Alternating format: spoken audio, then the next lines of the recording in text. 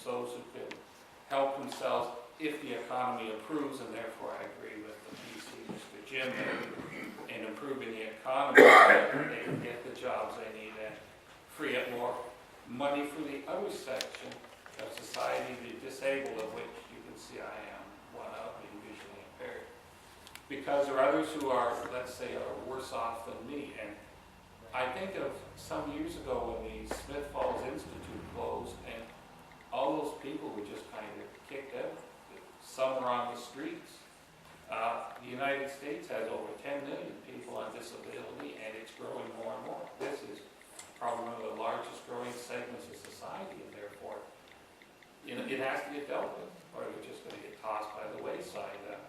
Was it in Ottawa a few years ago? A woman froze in a snowbank because she couldn't get her wheelchair over. I mean, that shouldn't be happening. So I'd like to start off with you, Jim, about is there anything the PCs can do to, say, reopen places like Smith Falls Institution so that those adult children who can't take care of themselves are able to be looked after by society? Thank you. Thank you, sir. Once you get the mic there. Oh. I'm sleeping here. Well, as I said before, we pushed for this committee to go around and they visited. They didn't come to Cornwall. We had our own round table here because of the closest they got was Rockville and Ottawa. But we went around because there is a segment. Some of it's mental illness, some of it's disabilities, and some of them are developmentally challenged. They just can't do it on their own. And there's no help for them. I see families in here, and I'm just astounded how they're trying to get a day a week, or a day a month that they can get some respite so they can go in and get groceries. That's how bad it is. It's a quiet group. They're not vocal, so of course they get no help under this government. We don't think that's right. You know, we need to get groups, and it's not right to just dump it on charities.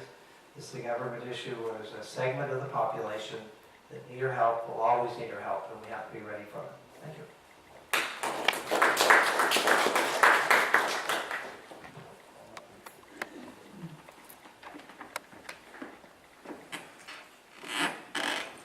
This is another one of a growing number of increasing problems in our society, and we've been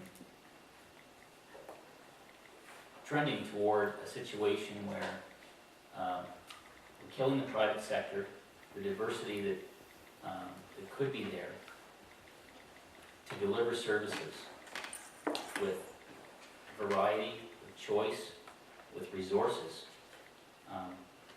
because we're taxing the system very heavily in order to give the responsibility to government to take care of people who need help.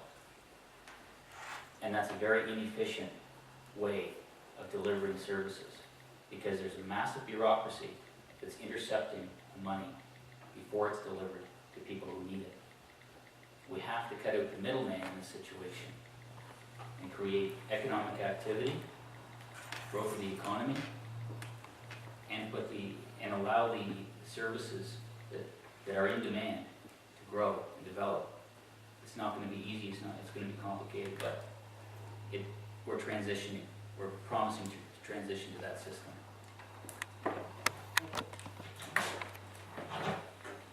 Here. I don't think I broke it. You know, I think it's fine to say that there's a sector of the population that needs help. It's a nice sentiment, but what I say is, show me the plan. Our party has a plan to help people. We've actually demonstrated where we're going to get the money with an extra 1% corporate tax rate.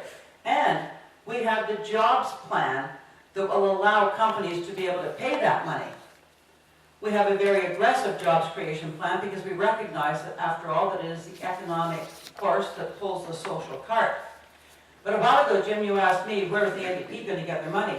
Well, you're driving the tax rate down to 8%, so I have to ask you, where are you going to get the money? Or is it just a nice phrase? It's a good sentiment.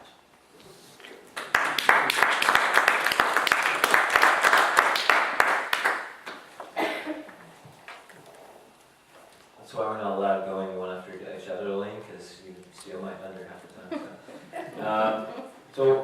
where is the money, where is the funding gonna come from?